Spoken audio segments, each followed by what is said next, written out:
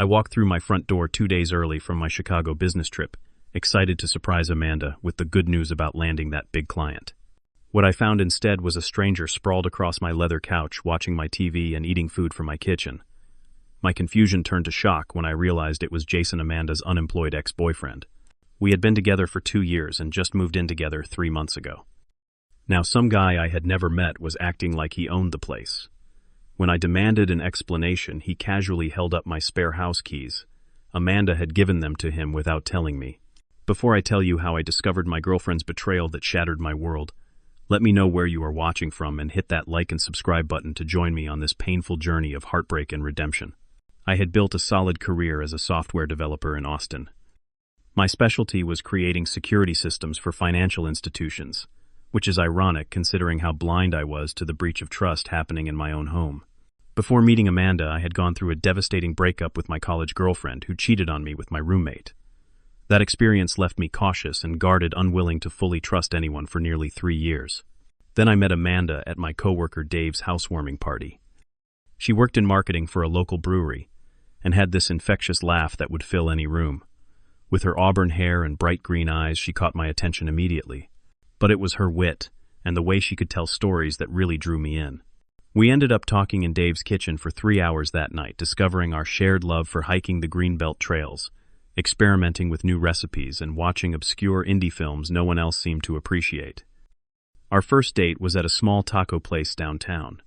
She told me about growing up in Portland before moving to Texas for college and staying for work. I shared stories about my childhood in Michigan and my dreams of eventually starting my own software company. The conversation flowed effortlessly, and for the first time since my heartbreak, I felt that spark of connection again. Over the next few months, we fell into a comfortable rhythm. Hiking on Saturday mornings, trying new restaurants on Wednesday nights, and spending lazy Sundays watching movies at her apartment. I introduced her to my friend group, who immediately welcomed her. When I met her friends, they told me she had not stopped smiling since we met. Even my parents, who visited from Michigan, pulled me aside to tell me they thought she was special. After 18 months together, I asked her to move in with me. My house was closer to both our workplaces, and we were already spending most nights together anyway. The day she moved in was one of the happiest of my life. We talked about our future, maybe getting a dog together, possibly marriage in a year or 2. For the first time in years, I felt completely secure and happy. But around our 2-year anniversary, small things began to change. Amanda would sometimes step outside to take phone calls, something she had never done before. She would cancel our hiking plans last minute, claiming work emergencies that seemed to happen more frequently. Once I overheard her talking about someone named Jason having a rough time since losing his job, but when I asked, she brushed it off, saying it was just an old friend going through a difficult period. Being the supportive boyfriend, I told her to let me know if there was anything we could do to help. Items in our house started appearing in different places than where I had left them. My favorite coffee mug would be in the dishwasher, when I was sure I had put it in the cabinet. The throw pillows on the couch would be arranged differently. My bottle of expensive scotch seemed to be emptying faster than my occasional drinking could explain. I dismissed these observations as paranoia, telling myself I was just being overly sensitive. When the opportunity came to pitch our security software to a major bank in Chicago, my boss selected me to lead the presentation. Amanda seemed strangely upset when I told her about the trip, asking if someone else could go in my place. I reminded her this was the promotion opportunity I had been working toward for months. She eventually relented, but her behavior the days before my departure was odd. She kept checking when exactly my flight would land and what time I would be home, claiming she wanted to plan a welcome home dinner. Now I realized she was calculating how much time Jason would have to clear out. The meeting in Chicago went even better than expected. We not only secured the contract, but were asked to expand our proposal to include their satellite branches. I was thrilled and decided to catch an earlier flight home to surprise Amanda with the good news. I imagined her face lighting up when I told her about the bonus I would receive. I even stopped to buy her favorite chocolates at the airport. The whole Uber ride home, I was smiling like a fool, completely unaware of what waited for me. When I first saw Jason lounging on my couch, remote in one hand and beer in the other, I thought I had somehow entered the wrong house. He was watching my Netflix account, his feet propped up on my coffee table, wearing what looked like my old university sweatshirt. The remains of a meal sat on the side table, and music was playing from my sound system. Jason looked up casually, as though my appearance was a minor interruption. He was tall and lanky with a patchy beard and disheveled brown hair. Nothing about him was particularly impressive, which made the situation even more bewildering. When I demanded to know who he was and what he was doing in my house, he simply held up my spare keys and said, with an annoying smirk, "So you must be Brooks. Amanda said you would not be back until Friday." The sound of my name in his mouth made my stomach turn. I dropped my suitcase and asked how long he had been staying there. His answer knocked the wind out of me. "On and off for about 2 months," he said, taking another swig of my craft beer. "Whenever you are at work, mostly. Amanda lets me crash here, since my landlord kicked me out. 2 months. While I was working 60-hour weeks to build our future, this stranger had been living in my house." I looked around and noticed subtle signs I had missed. An unfamiliar phone charger plugged into the wall, a different brand of toothpaste in our bathroom, small scuffs on the wall that had not been there before. I learned that Jason had lost his job as a bartender 6 months earlier, and had been floating between friends' couches until Amanda had offered him my house as a solution. He had been eating my food, using my shower, my towels, even wearing some of my clothes that Amanda had given him because they were just sitting in your closet anyway. His attitude was what pushed me from shock to fury. There was no apology, no sense that he recognized the violation. If anything, he seemed annoyed that I had disrupted his comfortable arrangement by coming home early. I told him to get his things and leave immediately. He laughed and said Amanda will be home in a few hours. Why not wait and ask her? This is technically her place too now. The implication was clear. He knew something about my relationship that I did not. He had a confidence that suggested Amanda had given him more than just keys to my house. The thought made me physically ill. I decided to wait for Amanda to return, using the time to inspect my home for further evidence of this invasion. In the guest bathroom, I found men's grooming products tucked behind the towels. In the kitchen, there were snack foods I never purchased. The spare bedroom had rumpled sheets, and the closet contained a duffel bag with men's clothing. Most devastating was finding my father's watch, a graduation gift I kept in my dresser drawer, sitting on the nightstand in the guest room. The boundary violations seemed endless, each discovery another blow. While Jason watched TV downstairs, I checked my bank statements and found several unexplained withdrawals from our joint account over the past few months. Small amounts that I had attributed to Amanda's occasional shopping trips or dinners with friends. Now the pattern was unmistakable. I also found text messages between Amanda and Jason on our shared iPad. Messages confirming that she had been systematically allowing him into our home, coordinating times when I would be at work or away. Messages with heart emojis and inside jokes. Messages planning what they would do when I was in Chicago. 3 agonizing hours passed before I heard Amanda's key in the lock. Her face registered several emotions in quick succession when she saw me sitting in the living room with Jason's surprise, fear, and then a forced smile as she tried to control the situation. "Brooks, you are home early." "What a surprise," she said, setting down her shopping bags and avoiding eye contact. I asked her calmly to explain why her ex-boyfriend was in our house. She started with lies, claiming he had just stopped by to pick up some marketing materials for a job interview. When I confronted her with the evidence of his extended stays, she shifted to minimizing, saying it had only been a few times when he really needed a place to crash. Each lie made my heart crack further. With every denial, I countered with specific evidence, watching her story evolve and reshape. Finally, when I mentioned the text messages, her strategy changed completely. "Fine," she admitted. "Jason has been staying here sometimes. He lost his apartment after losing his job. He has nowhere to go, and I was not going to let him live on the street. You are always talking about helping people in need. I thought you would understand if I told you." The manipulation in that statement stunned me. She was trying to use my own compassion against me, painting my justified anger as hypocrisy. "So you gave him keys to our house without telling me?" I asked. "You have been withdrawing money from our joint account to support him. You let him use my things, wear my clothes, all behind my back." She began crying, those tears I had once found, so moving now, seeming calculated. She said she was afraid I would not understand that Jason was going through a rough time, that it was temporary until he got back on his feet. But temporary had already been 2 months with no end in sight. And nothing explained the intimate tone of their messages, or why she had kept it all secret if her intentions were purely charitable. As Amanda's excuses ran thin, the full truth finally emerged. She had run into Jason at a bar 3 months after moving in with me. He had just lost his job and was facing eviction. What started as coffee to catch up turned into regular meetings. She admitted giving him my spare keys just a month later, justifying it as a temporary emergency measure. I could not believe my ears when she revealed he had been staying at our house 3 to 4 days each week while I was at work. She had been cooking for him, giving him money for job interviews that never materialized, and even letting him drive my car occasionally. The betrayal cut deeper when she confessed they had maintained an emotional connection throughout. While she denied any physical cheating, the text messages told a different story about their intimacy. They had inside jokes about me, my habits, even my work schedule.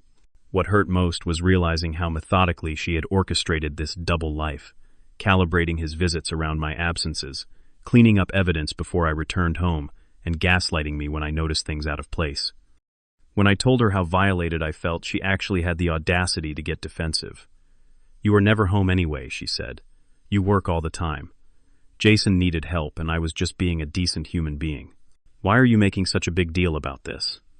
Her words felt like a slap. I had been working long hours to build our future together, to save for the engagement ring I had been planning to buy, and she had used my dedication as an opportunity to betray me. I looked at Jason, who had been silently watching our confrontation with an almost amused expression, and made my decision.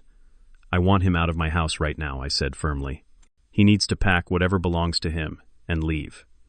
Tonight, I did not expect what came next. Amanda stood up and positioned herself between me and Jason. Her next words shattered whatever was left of our relationship. "No," she said. "If Jason goes, I go too. Choose." The room went completely silent. In that moment, everything became painfully clear. I was not her priority. Perhaps I never had been. 2 years of what I thought was building a life together had been conditional all along. I felt a strange calm descend over me as I made the only self-respecting choice possible. "Then you both need to leave," I said quietly. Amanda's expression changed from defiance to shock. She had clearly expected me to back down, to compromise, to accept this unacceptable situation rather than lose her. When she realized I was serious, she began to cry and plead, suddenly changing tactics. "Brooks, you do not mean that. We can talk about this. Jason will find somewhere else to stay," she said, panic rising in her voice. But it was too late. Something had broken permanently in me. My trust had not just been damaged. It had been systematically dismantled over months. "I am not interested in being someone's second choice or backup plan," I told her. "You made your decision long before tonight. Now I am making mine." Jason finally spoke up, telling Amanda they should go to his friend's place. The casual way they communicated the practice coordination between them confirmed they had prepared for this possibility. I stood in my living room, emotionally numb, as Amanda tearfully packed an overnight bag. She kept trying to talk to me, saying she would call tomorrow when I had calmed down, that we could work through this. I remained silent already, grieving the relationship I thought we had. As they walked out the door, Amanda turned back one last time. "This is not what I want," she said. I closed the door without responding, and locked it alone in a home that no longer felt like mine. Every object seemed to hold a memory now tainted.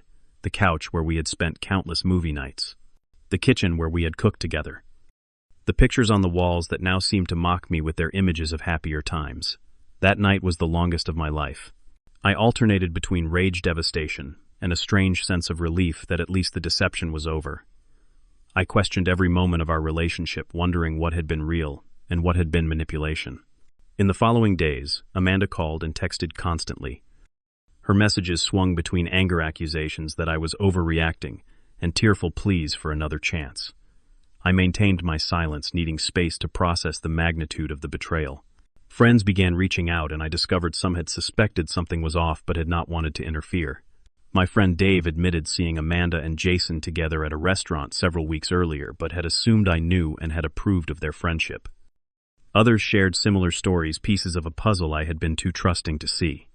Each revelation was another wound, but also confirmation that ending the relationship was the only possible response. What hurt most was not just Amanda's betrayal, but the realization that she had been willing to gaslight me rather than admit the truth, making me question my own perceptions and instincts. The first week after Amanda and Jason left was the hardest.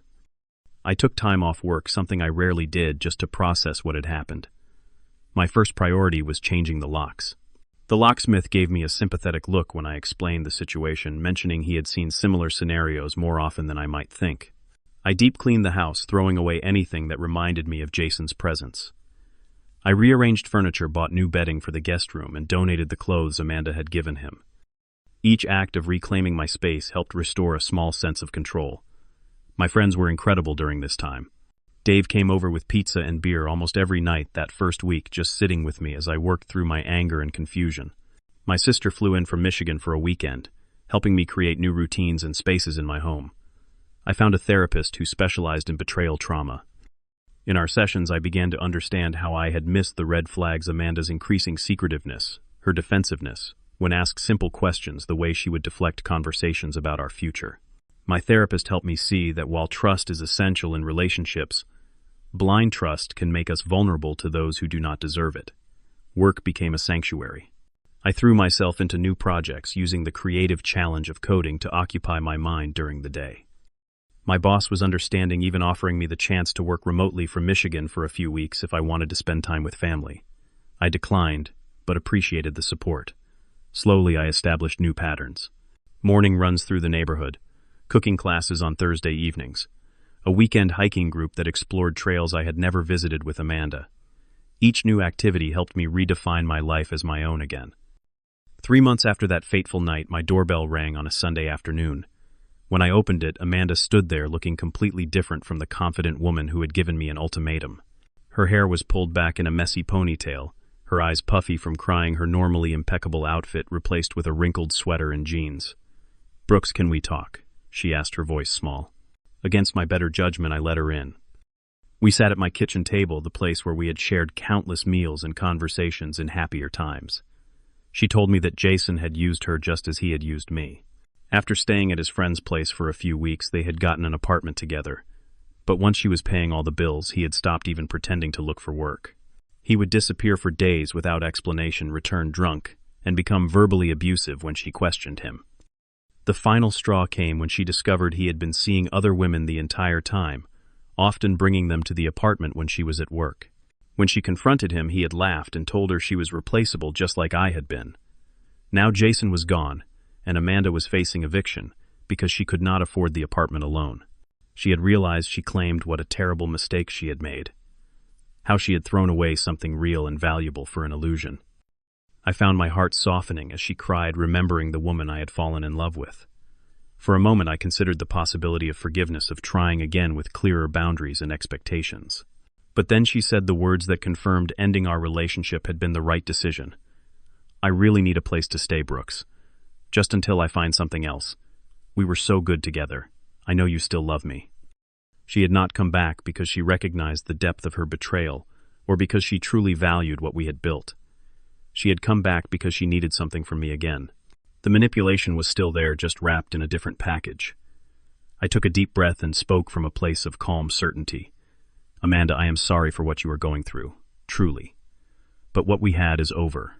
I deserve someone who chooses me first, not as a backup plan when other options fail. I hope you find somewhere to stay, but it cannot be here."